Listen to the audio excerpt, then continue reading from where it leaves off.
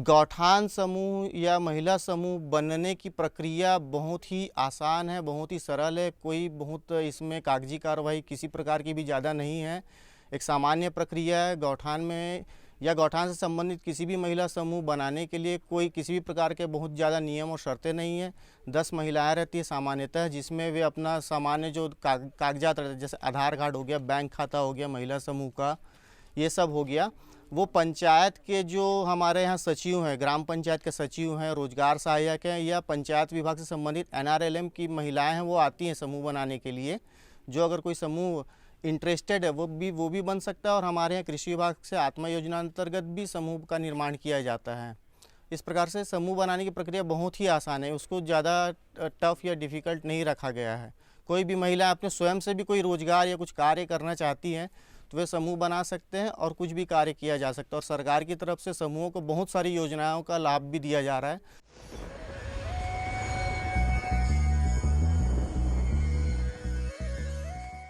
आज तो वसूली करके ही जाऊंगा। घनश्याम, अरे ओ घनश्याम। वो तो स्कूल गए हैं। स्कूल गया है। अरे बहाना तो ढंग का बनाती। हाँ लाला, मैं स्कूल ही गया था, फार्म स्कूल, जहाँ किसानों को सिखाई जाती है खेतों में पैदावार बढ़ाने की हर बात, जैसे मिट्टी के हिसाब से सही खाद, बढ़िया बीज और जरूरत के मुताबिक कीटनाशक, ताकि कम लागत में अधिक मुनाफा। ये पकड़ लाला, तेरा हिसाब साफ।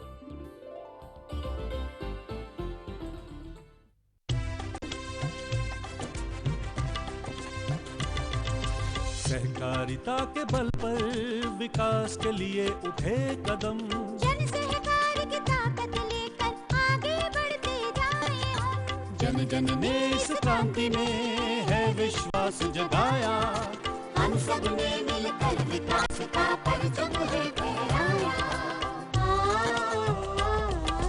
दूर जहां सूरज उगता उस धरती से मैदानों तक, हिम शिखरों की श्वेत बर्फ से हिंद महासागर तक। श्वेत क्रांति हो हरित क्रांति या ग्राम विकास की बात, एकता ही धर्म हो अब चाहे दिन हो या रात। कृषि मंत्रालय भारत सरकार द्वारा जनहित में जारी।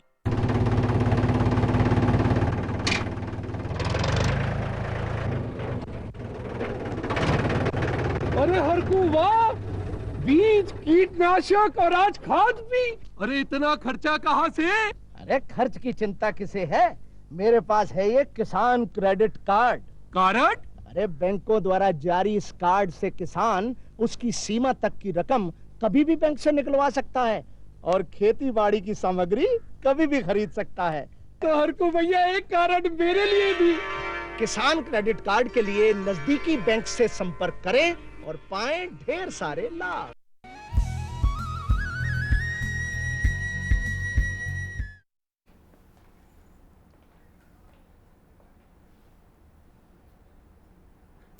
कृषि दर्शन के देखैया जम्मो संगवारी हो, राम राम जय जोहार। संगवारी हो हमारे सजीव फोन इन में आप मन के स्वागत है। संगवारी हो आज हमन गोड़ बात करबो कि सूरजमुखी के उन्नत फसल हमर किसान भाई मन कैसन ढंग के ले सकते और ओकर बर हमन ला का उद्यम करे ला पड़ही।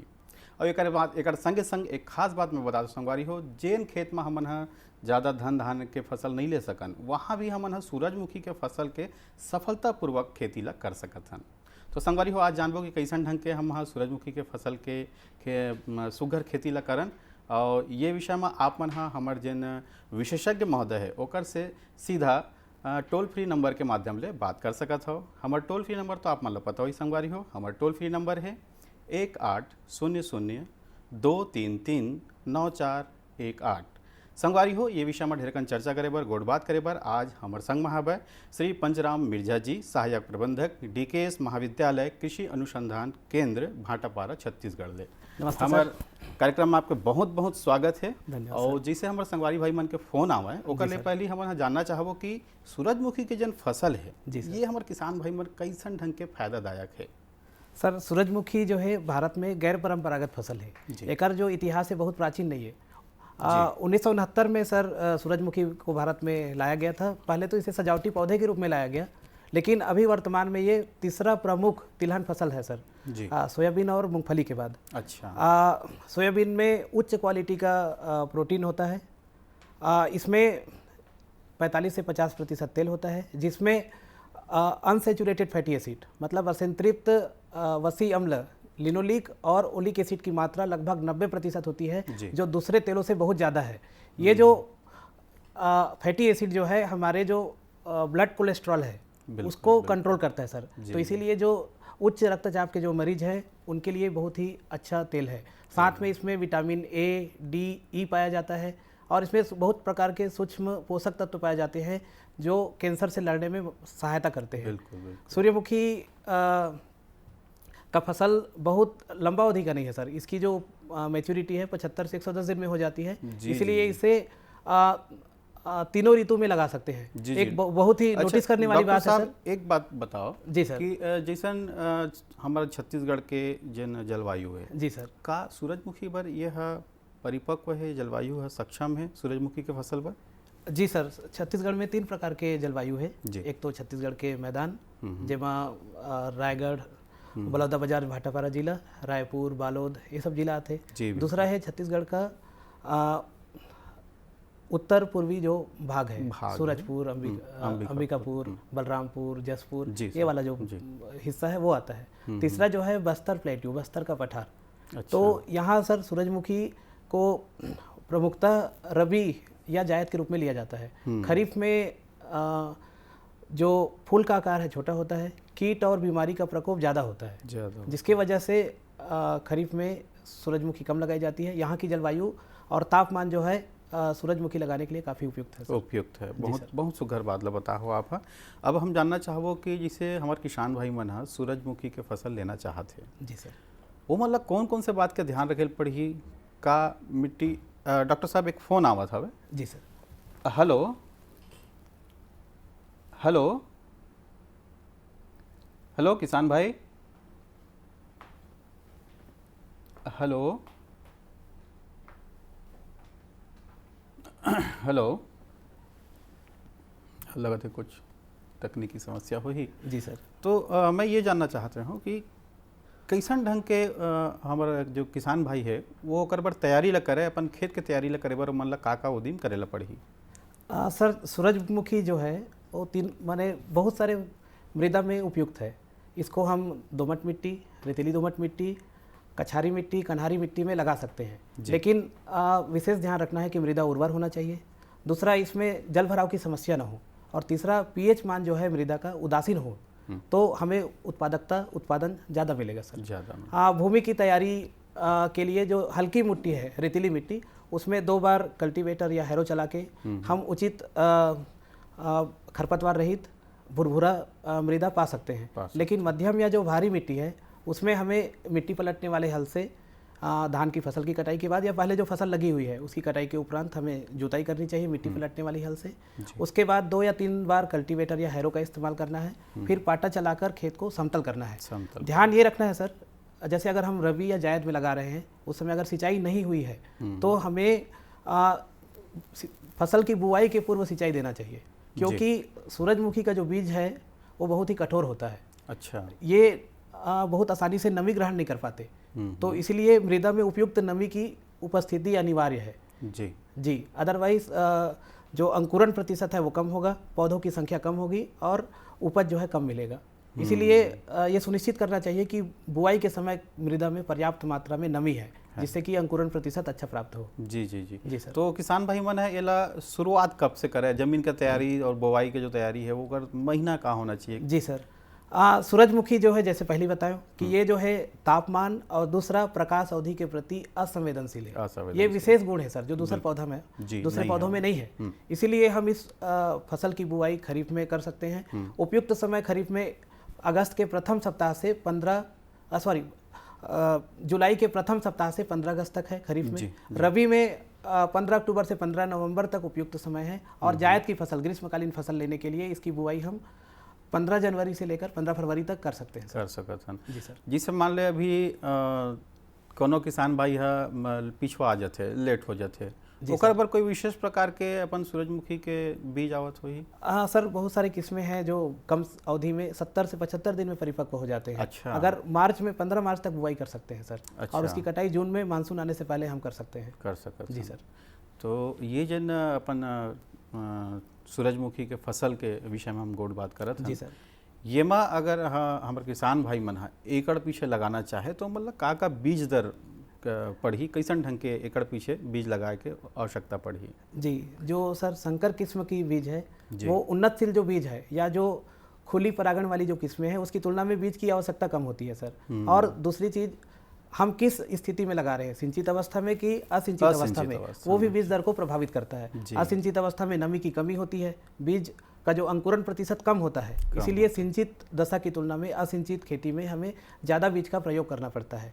हाइब्रिड सीड जो है, संकर जो किस्में हैं, सिंचित दशा में 4 से 5 किलोग्राम प्रति हेक्टेयर लगाते हैं और असिंचित दशा में 5 से 6 किलोग्राम प्रति हेक्टेयर लगाते हैं। जबकि उन्नतशील जो किस्में हैं उसे सिंचित स्थिति में 7 से 8 किलो लगाना पड़ता है और असिंचित अवस्था में 8 से 10 किलो तक हमको बीज दर ले जाना पड़ता है सर। यानी कि हम डॉक्टर साहब कह सकते हैं कि एक जन प्रजाति है, प्रकार है। जी सर। ये में कौन कौन से प्रकार गिन सकते हैं? मुख्यतः सर सनफ्लावर जो सूरजमुखी है उसका हाइब्रिड बीज का इस्तेमाल किसान करते हैं। जी। जैसे हाइब्रिड में है BSH1, KBSH1 है, KBSH 44 है, फिर TNAU SUF7 बहुत अच्छी वैरायटी है सर। अच्छा। 70 से 75 दिन में मैच्योर होती है और उत्पादन क्षमता ज़्यादा होती है इस वैरायटी के। उसके अलावा DRSH 108, DRSH 133 ये जो है वैरायटी अभी 10 साल के अंदर की किस्में हैं सर, जो छत्तीसगढ़ में फार्मर्स को उपलब्ध हो सकता है। जी सर। अच्छा, एक साथ साथ विशेषज्ञ महोदय ये बताओ कि जैसे सूरजमुखी के हमारे किसान भाई मन फसल लेना चाहते, जी सर, ओकर कुछ विशेष विधि हवे का बोए के? जी सर, विधि के विषय में बताओ। सर सूरजमुखी जो फसल है ना, उसे अगर हम कतार में बुआई करेंगे तो हमें मिट्टी चढ़ाने में या जो अंतर्वर्ती क्रिया निंदाई गुड़ाई में मदद मिलती है सर। तो जो संकर किस्म है उसे हमें या जो लंबी अवधि की जो किस्में हैं उसे उसमें कतार से कतार के बीच की दूरी 60 सेंटीमीटर रखना चाहिए। और जो जल्दी पकने वाली किस्में हैं या जो बौने किस्म के जिसकी ऊंचाई कम है उसे हमें 45 सेंटीमीटर कतार से कतार की दूरी रखनी पड़ती है। और जो पौधे से पौधे की दूरी है वो 20 से 30 सेंटीमीटर दूरी रखते हैं सर। तो जो बुआई है कतार से करना बेहतर है। और अगर हम मेड़ में लगाते हैं तो हमें ज़्यादा उपज प्राप्त होता है सर। इसमें जो रोग है जैसे राइजोपस हेड रॉट नाम का बीमारी है, वो कम लगता है सर। फंगस के कारण होता है, तो उत्पादन हमें ज़्यादा प्राप्त होता है अगर हम कतार में बोएं या फिर मेड़ में बुआई करें। छिड़कवा विधि में असुविधा होती है, पौधे जो है संख्या ज़्यादा हो जाते हैं, आपस में रहते हैं पास पास, जिसके कारण पौधे के बीच पोषक तत्व, सूर्य की प्रकाश या फिर नमी के लिए प्रतिस्पर्धा होता है जो पौधे के उत्पादन क्षमता को घटा देते हैं। जी सर। बहुत सुघर जानकारी आप देवत हो हमारे किसान भाई मन ला। अब हम बात करते हैं, जैसे हम बुआई के विधि तो जान गए, शुरुआत करें। अब सिंचाई के अगर बात करबो हमन है तो बोला कब कब हमला सिंचाई करना है? जी सर। सर सूरजमुखी जो है ये गहरी जड़ वाली फसल है। अगर मृदा गहरी है तो इसकी जड़ें 2 मीटर तक गहरी जा सकती है। अच्छा। जी सर। तो इस खूबी के कारण अगर मृदा की कमी आती, पानी की कमी हो जाती है तो कम अवधि का जो सूखा है उसे सहन करने की क्षमता होती है इसमें। जी। इसकी जो कुल जल मांग है 500 से 600 मिलीमीटर है सर। 20% जल की आवश्यकता जो है वानस्पतिक वृद्धि के समय होती है। 55% जल की जो आवश्यकता है वो पौधे के पुष्पन अवस्था में होती है। और बचा हुआ जो 25% हिस्सा है वह पौधे के परिपक्व होने के समय जरूरत पड़ती है। सूरजमुखी में सर 3 प्रमुख क्रांतिक अवस्था है जिस समय मृदा में पानी की कमी नहीं होनी चाहिए। पहला जो है कली आते समय, बड इनिशिएशन के समय। दूसरा फ्लावर आने से पहले, फ्लावरिंग के समय पानी की आवश्यकता होती है। और तीसरा दाने भरते समय पानी की आवश्यकता होती है सर। जी सर। ये डॉक्टर साहब दाना भरे के जो बात कर रहे हो आप, जी सर, कई बार वहाँ समस्या घलो आते हैं। जी सर। एक का निदान है सर, दाना भरते समय है ना, सूर्यमुखी में प्रॉब्लम आती है कि जो दाने हैं पूरे जो डिस्क फ्लोरेट बोलते हैं, जहाँ दाना भरता है वो पूरा भर नहीं पाता है, खाली रह जाता है। क्योंकि सूर्यमुखी जो है पूर्ण रूप से परागित फसलें नहीं है, जैसे और दूसरे सरसों वगैरह है या भुट्टा है। ये क्या है, क्रॉस पॉलिनेटेड क्रॉप्स है, इसमें पॉलिनेशन अच्छा होता है, सीड सेटिंग अच्छा होता है। लेकिन जो सनफ्लावर है सूरजमुखी, या स्वपरागित फसल भी है और परपरागित फसल भी है। बिल्कुल। इसीलिए परागण नहीं होने के कारण बीज का संख्या कम आता है, बीज में भराव कम होती है। तो उसके लिए सर उपाय है, जैसे एक पौध वृद्धि नियामक NAA नेप्थलीन एसिटिक एसिड नाम का एक रसायन आता है, जिसकी 20 ppm की मात्रा अगर हम प्रयोग करते हैं फूल आने के बाद, पूरे पौधे को लगभग 500 लीटर पानी डाल के हमको 1 हेक्टेयर में आवश्यकता होती है, छिड़केंगे तो हमें ज़्यादा बीज प्राप्त होंगे। उसके अलावा सर बोरेक्स आता है, बोरेक्स का 0.2% घोल, अर्थात 2 ग्राम प्रति लीटर पानी की दर से अगर हम छिड़काव करें तो बीज में बीजों की संख्या ज़्यादा आएगी, तेल की मात्रा बढ़ेगी। उसके अलावा सर हम जो है कृत्रिम रूप से परागण प्रक्रिया कर सकते हैं। उसके लिए जब फूल परागण हो जाए, उसके पश्चात जब दिन में फूल खिल जाते हैं, तो हमें सवेरे 8 बजे से लेकर 11 बजे के बीच हाथ में ग्लव्स लगा के या कपड़े रख के 2 फूलों को आपस में जोड़ना है सर। जोड़ना है, ठीक है, क्योंकि पौधे के जो पुरुष वाला भाग और महिला जो है ना, फीमेल पार्ट्स है, दोनों नहीं रह पाते कई बार, जिसके कारण परागण नहीं होता और बीज की संख्या कम आती है। तो उसको बढ़ाने के लिए हमें कृत्रिम रूप से परागण करना पड़ता है, और लगभग 10 से 15 दिन की समय लग जाती है सर पूरे फसल को परागण करने में। एक और बेहतर विकल्प है, अगर किसान जो है लार्ज स्केल में खेती कर रहे हैं, तो सूरजमुखी के खेत के पास कम से कम प्रति हेक्टेयर 5 हनी बी जो मधुमक्खी के छत्ते हैं वो बना के रखना चाहिए सर। परागण में मदद करती है सर। जी बिल्कुल बिल्कुल जी सर, ये बड़ा अच्छा उपाय आप बताए हो। एक संग हम बात करते हैं, जिसे हम 3 अवस्था जाने सूरजमुखी के फसल के। जी सर, यही अवस्था में हमला खाद के भी विशेष रूप से ध्यान हाँ बिल्कुल सर। तो वो बताते हो कि कैसे ढंग के हमला खाद के व्यवस्था करना है। सर जो संकर किस्म की जो सूरजमुखी है उसमें खाद की मात्रा ज़्यादा लगती है। अच्छा जी, उर्वरक की मात्रा ज़्यादा लगती है, और जो उन्नतशील जो किस्म है उसमें उर्वरक की मात्रा कम लगती है। तो अगर उर्वरक संकर किस्म है या उन्नतशील किस्म है, उसमें दोनों में लगभग 7 से 8 टन प्रति हेक्टेयर हमें अच्छी सड़ी हुई गोबर खाद या कंपोस्ट की आवश्यकता होती है। बिल्कुल, हाँ। जी सर, और उसे बुआई के कम से कम 3 हफ्ते पहले खेत में मिला देना चाहिए। अच्छा जी, अदरवाइज सर दीमक वगैरह रहने का संभावना रहता है जो फसल को नुकसान पहुंचाता है। बिल्कुल बिल्कुल जी।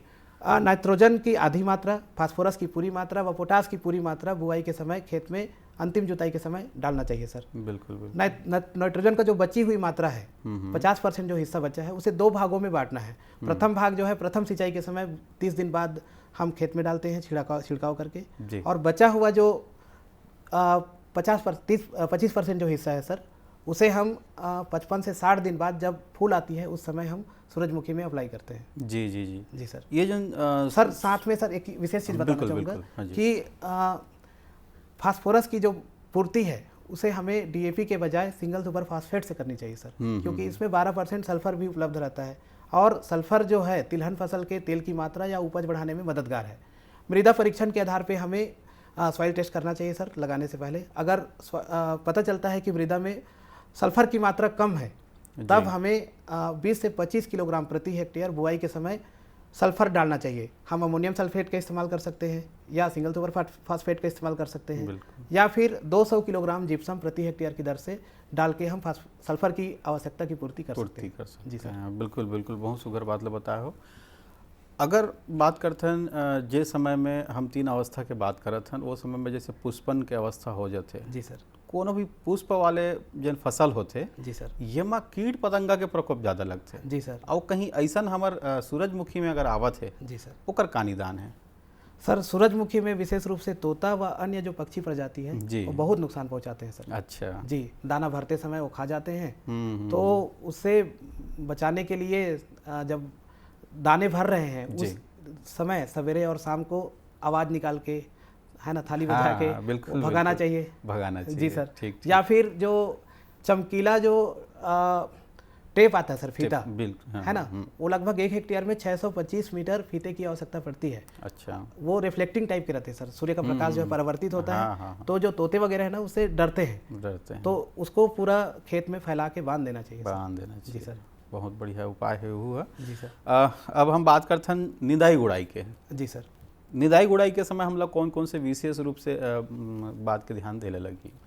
सर सूरजमुखी में सीजन के आधार पे खरपतवार जो है वो बदलते रहते हैं सर। जी बिल्कुल। खरीफ में अलग वीड्स आते हैं, रबी हाँ। में अलग और जायद में अलग। जी जी। तो जो शुरुआती 45 दिन है वो खरपतवार नियंत्रण के लिए बहुत ही क्रांतिक होता है सर। उस समय हमें बुआई से लेकर 45 दिनों की अवधि तक खेत में खरपतवार रहित रखना चाहिए। तो उसके लिए हम अगर हमारे पास निदाई गुड़ाई का साधन है, हमारे पास लेबर अवेलेबल है, तो हम 15 दिन बाद, 30 दिन बाद और 45 दिन बाद गुड़ाई कर सकते हैं। या फिर इसमें रासायनिक नियंत्रण भी कर सकते हैं सर। तो कुछ हर्बिसाइड होते हैं प्री प्लांट इनकॉर्पोरेशन हर्बिसाइड, जैसे फ्लूक्लोरालिन, उसकी 0.5 से 1 किलोग्राम प्रति हेक्टेयर सक्रिय तत्व की मात्रा डालना पड़ता है। जी जी सर। या दूसरी जो प्री प्लांट इनकॉर्पोरेशन हर्बिसाइड है, ट्राईफ्लोरालिन नाम से आता है। इसकी 1 से 2 किलोग्राम मात्रा सक्रिय तत्व प्रति हेक्टेयर की दर से देना होता है।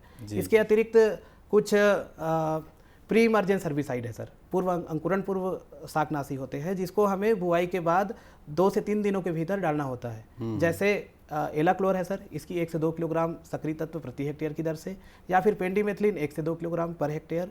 फिर ऑक्सीडायाजोन है, ऑक्सीफ्लोरोफेन है, इसकी 1 से 2 किलोग्राम मात्रा प्रति हेक्टेयर की दर से खरपतवार नियंत्रण के लिए डालना पड़ता है। लेकिन ये केवल आरंभिक जो 30 से 45 दिन की जो अवधि है उसमें हमें खरपतवार को मतलब नियंत्रण करता है। लेकिन बाद में हमें फिर हाथ से निंदाई गुड़ाई करके फिर एक बार गुड़ाई करवाना चाहिए सर 30 से 45 दिन के भीतर में, तब हमें बेहतर उत्पादन मिलेगा। बहुत सुघर बात बताया हो। अगर हम बात करथन कि सूर्यमुखी के हम फसल लेवथन। जी सर। और ये बीच में कहीं मान लो कहा जाए कि सूरजमुखी के जो फसल होते ओमा तेल के जो मात्रा होते वो कतेक होते? सर सूरजमुखी में 45 से 50% तेल होते सर। जी। तो ओकर परिपक्वता हमला कैसे पता चलही कि सूरजमुखी अब परिपक्व हो गए है एला हम? जी सर, ये 75 से 110 दिन का फसल है सर जी। और जब पकने की अवस्था में आ जाते हैं तब जो फ्लावर हेड जो मुंडक होता है उसकी नीचे की जो पत्ती है ना वो लेमन येलो कलर में आती है। अच्छा। अर्थात नींबू का जो पीलापन है ना वैसा दिखता है। और जो निचली पत्तियां जो है वो सूखने लगती है और मुरझाने लगती है, तब हमें ये पता चल जाता है कि फसल जो है कटाई के लिए उपयुक्त है, रेडी है। तो फसल काटने के लिए हमें जमीन से काटने की आवश्यकता नहीं है। अच्छा। जो हेड वाला जो पोर्शन है सर, जो फूल वाला हिस्सा है, उसे हंसिए से काट के हम अलग कर लेते हैं। फिर उसको 2 से 3 दिन तक धूप में सुखाना पड़ता है क्योंकि नमी ज़्यादा होता है। अच्छा। जब वो नमी कम हो जाए तब हम उसको डंडे से पीट कर उसकी मिंजाई कर सकते हैं, या फिर जो मल्टी क्रॉप थ्रेसर है या सनफ्लावर का थ्रेसर है उसकी मदद से हम बीजों को थ्रेसिंग कर सकते हैं सर। जी। थ्रेसिंग करने के बाद बीज में नमी ज़्यादा ही होता है, तो भंडारण पूर्व हमें यह सुनिश्चित कर लेना है कि बीज में 8 से 10% नमी होना चाहिए। और इसे बाद में हम जूट के बैग में या जो सील्ड स्ट्रक्चर्स है उसमें हम इसको संग्रहण करके रख सकते हैं। जो विशेष ध्यान रखना है सर, अगर संकर किस्म का बीज हम उपयोग कर रहे हैं तो हमें प्रत्येक वर्ष बीज बदलने की जरूरत पड़ेगी।